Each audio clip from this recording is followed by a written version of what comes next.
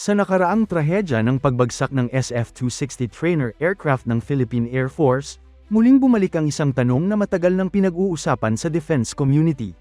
Hanggang kailan gagamit ang PAF ng mga trainer aircraft na dekada na ang edad? At kung sakaling dumating ang panahon na kailangan na talagang palitan ang mga ito, ano nga ba ang maaaring maging susunod na trainer aircraft ng Pilipinas? Mga kababayan, kung ang mga fighter jets ang itinuturing na matitinding mandirigma ng himpapawid, ang trainer aircraft naman ang pundasyon ng lahat.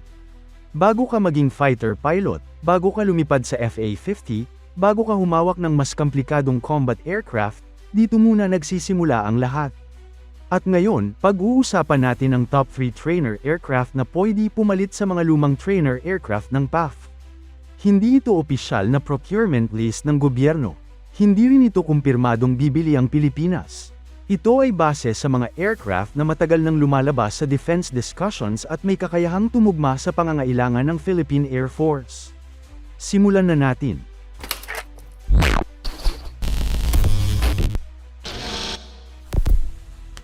Number 3. Kay KT-1 Wumbi. Kapag South Korea ang pag-uusapan pagdating sa military equipment ng Pilipinas, hindi na bago ang pangalan nila. Sa katunayan, malaki na ang naging papel ng South Korea sa modernization ng Philippine Air Force. Sila ang gumawa ng FA-50 fighter aircraft na kasalukuyang ginagamit ng PAF. Kaya kung sakaling maghahanap ang Pilipinas ng bagong trainer aircraft, hindi malayong muli nilang tingnan ang isa pang South Korean platform. At ito ang KT-1 Wumbi. Sa unang tingin, maaaring isipin ng iba na ordinaryong propeller aircraft lamang ito. Pero huwag magpaloko sa itsura. Ang KT-1 ay isang modern turboprop trainer na idinisenyo para sa basic at advanced pilot training. Ginagamit ito ng Republic of Korea Air Force at ng ilang ibang bansa sa mundo. Isa sa mga pinakamalaking advantage nito ay compatibility. Dahil gumagamit na ng South Korean systems ang Philippine Air Force, posibleng mas mapadali ang integration, logistics, maintenance support, at training system. Sa madaling salita, hindi na kailangang magsimula mula sa wala. Isa pang malaking bagay dito ay may armed version din ito na tinatawag na Ka-1. Ibig sabihin, bukod sa pagiging trainer aircraft, pwede rin itong magkaroon ng secondary light attack capability kung kinakailangan. Para sa isang bansang katulad ng Pilipinas na kailangang maging praktikal sa budget, malaking puntos iyon. Pero syempre, hindi lahat puro advantage. May ilan ding nagsasabing baka hindi sapat ang performance nito kumpara sa ibang mas advanced trainer aircraft. Kung ang target ng PAF ay magkaroon ng mas fighter-like training experience bago mag-transition sa FA-50, maaaring may ibang aircraft na mas lamang. At dito tayo pupunta sa susunod. Number 2. Beechcraft T-6 Texan II. Kapag pinag-uusapan ang modern trainer aircraft, isa ito sa mga pangalan na halos agad pumapasok sa isip ng maraming defense observers. Ang T-6 Texan II ay isa sa pinakaginagamit na trainer aircraft sa mundo. Ginagamit ito ng United States Air Force, United States Navy, at marami pang ibang bansa. At kung tutuusin, ito ang isa sa mga standard pagdating sa modern military pilot training. Bakit?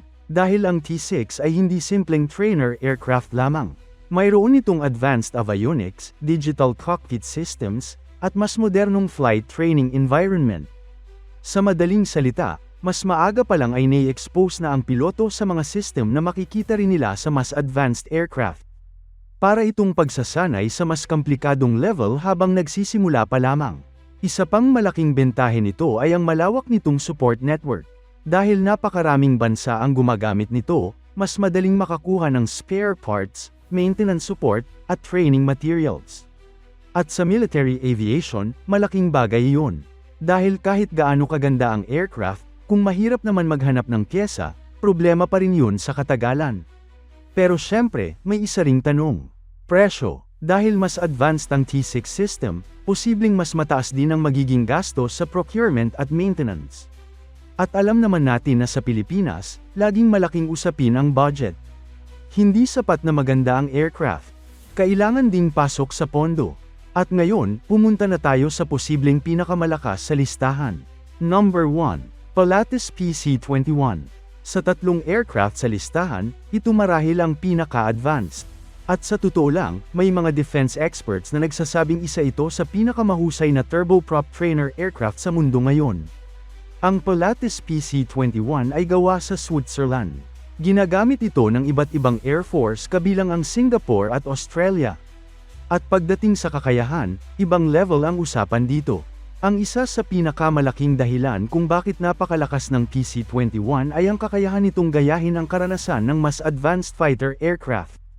Mayroon itong modern glass cockpit, may integrated training systems, at may kakayahan pa itong magsimulate ng iba't ibang tactical scenarios. Sa madaling salita, habang nasa trainer aircraft ka pa lamang, para ka nang nagsasanay sa fighter environment. Iyan ang dahilan kung bakit maraming bansa ang gumagamit nito para mabawasan ang training cost sa mas mahal na jet trainers. Dahil kung mas maraming training ang kayang gawin sa turboprop pa lang, mas mababawasan ang oras na kailangang gugulin sa mas mahal na aircraft. At malaking tipid yon. Isa pa sa maganda sa PC-21 ay napakataas ng performance nito para sa isang propeller aircraft. Sa katunayan, may mga nagsasabing halos parang jet aircraft na rin ang handling experience nito sa ilang aspeto. Pero syempre, may kapalit din yan. Isa sa mga posibleng concern ay presyo. Dahil premium aircraft ito, inaasahan ding mas mataas ang acquisition cost kumpara sa ibang options. At kung limitado ang budget, maaaring maging hamon yun. Ngayon ang malaking tanong, sa tatlong aircraft na ito, alin nga ba ang pinakabagay sa Philippine Air Force? Kung compatibility ang pag-uusapan, malakas ang KT-1. Kung global support at proven performance ang usapan, T-6 Texan II ang malakas na kandidato. Kung advanced capability naman ang pag-uusapan, Pilatus PC-21 ang maaaring manguna. Pero sa huli, hindi lang performance ang basehan ng military procurement.